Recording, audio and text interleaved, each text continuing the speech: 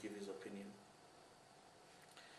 It is said about Hassan ibn Ali alayhi salam that during these times he would travel. He traveled across Hijaz. He traveled for Hajj every year, and it was interesting that he would travel on foot from Medina to Mecca, which is quite a difficult task. And it is said that for 20 years he went for Hajj on foot. The economical circumstances of the Muslims had changed also from the early days when there was a lot of poverty to the days, especially after the conquests of Persia, for example, and when the Muslim Empire began to grow in size at around 15, 16 Hijrah, wealth began to flow into Medina, and the Muslims were now much richer than they had ever been because of the wealth that came to them from these conquered lands and from these far-flung lands. Now, amongst the Muslims, there was a different attitude about what they did. Some of them, of course, began to build grand palaces and live a very luxurious life. Others began to start institutions which were for public welfare. For example, it is known that Hassan ibn Ali alayhi salam had several guest houses where travelers especially could come and rest and eat. Ali alayhi salam, for example, used some of the wealth that he got to develop lands that had been left to him by his father Abu Talib in Mecca, and essentially in those years he would work the land, especially he would acquire a source of water for the land, and once the land was viable, then he would normally draw up trust deeds and awqaf, leaving them for families who were less well off to develop and to use for themselves.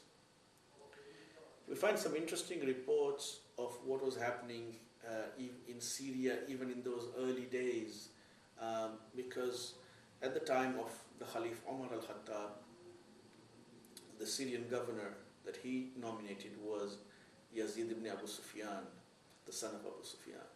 And when Yazid died, his brother Muawiyah was a logical succession, and Umar al-Khattab ratified this governorship.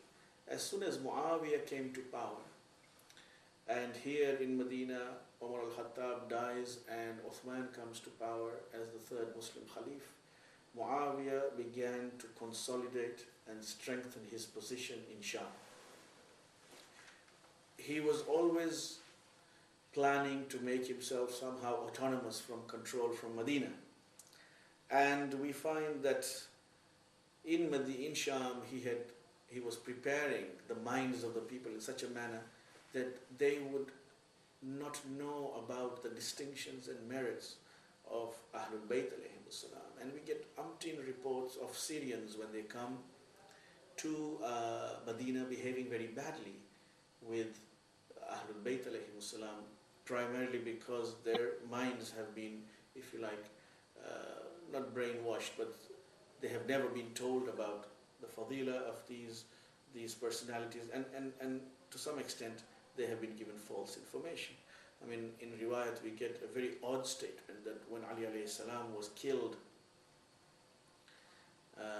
in the mosque, one Syrian commented that, is it true Ali was killed while he was praying? I didn't realize that Ali prayed. I mean, this shows you the extent of how low things had got and how much was in the minds of the people.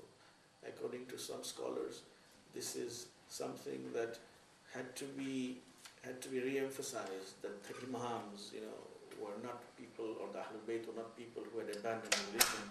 And that is why in some ziyarah for them we say that we bear witness that you used to pray and give zakat and such statements. In any case, in one report we have, for example, that a Syrian comes to Medina and he says that I saw a young man riding a horse, and he was a well-dressed man with a serene countenance, he was handsome. So I asked someone, who is he? And they said to me, he is Al-Hassan ibn Ali bin Abi Talib alayhi salam. I felt an intense anger, this man says, wash over me due to my bad feelings and enmity with Ali. So I approached the rider and I said to him, are you truly the son of Ali? He said, yes. When I heard this, my anger overwhelmed me and I began to curse him and his father, and I said many inappropriate things. When I became silent, he said to me, it seems you are a stranger in Medina. I said, I am. He said to me, if you have not yet got a place to live, don't worry, I will provide you with a place to stay. If you have no money, I will assist you. If you have any needs at all, I will try to alleviate those needs. The Syrian says that I was very affected by what I heard with the akhlaq and the conduct of this man who I had just cursed. And instead, he ignored all that and he was looking after my welfare. And he says, by Allah, I stayed with him for a while, and after I left his company, there was no one on earth who was more beloved and admired by me than Hassan ibn Ali. And indeed, his social position, due to his conduct, due to the manner in which he held himself and the manner with which he dealt with the people, was exemplary, and his fame and love for him grew day by day. And we have, for example, Muhammad ibn Ishaq writes that Hassan ibn Ali alayhi salam would spread out a mat outside his door where he would sit and talk with the people. He made himself very accessible to the people of Medina. And then people would gather, and if he noticed that there was a huge crowd of people gathering there, then he would move the mat away so that the road would not be, so that people would not be inconvenienced. And yet, despite this high social rank that he had as the son of the Prophet, he was not at all averse to sitting down with the poorer members. And we have riwayat and traditions about him and his brother Hussein alayhi salam frequently joining with and meeting up with poor members of society as well. So for example, we had that once he was passing by on a horse, and there were some poor people who had sat down for some very simple food, and they saw him and they said, "O son of the Prophet, Ya Ibn Rasulullah, join us." So he dismounted immediately and he said, Allah does not like the arrogant. And he sat down with them and he ate from their simple food and joined them in a meal. And then he sat with them and said, now that you invited me and I accepted, I invite you to my home. And then he looked after them and gave them food and clothes. Now, at the time of the three Khalifs, as I said, little is known about the conduct of Hassan ibn Ali alayhi salam, but we do see mentions of him.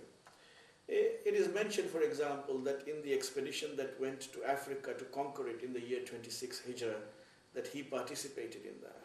And he participated also in the expedition to Tabaristan in the year 30 AH. These are not established. Ibn Khaldun mentions them, that Hassan ibn Ali was actually part of the Muslim